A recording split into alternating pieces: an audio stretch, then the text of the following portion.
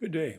This is our summary of the mole. It's not a great summary. It's more like a table of contents telling you to go back in your notes and look at things that you might find confusing.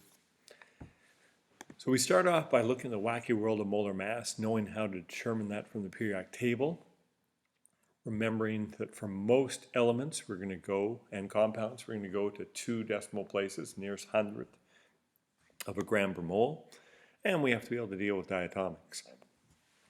We don't have to memorize how much a mole is. We just have to recognize it's a counting device. Probably a third plus of this section was simply on mole conversions, following that roadmap that allows you to convert between mass, moles, and particles.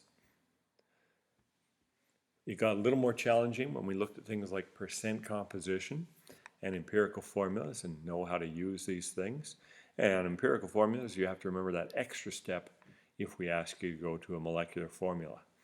So for this section, you better remember the 3 or 4 steps.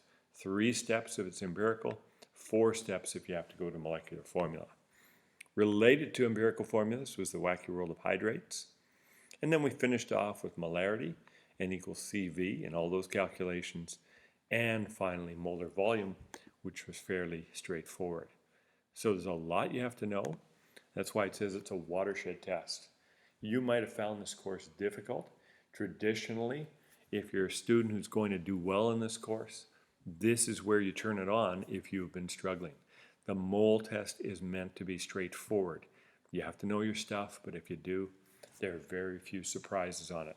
So practice, make corrections, get help, dominate this section.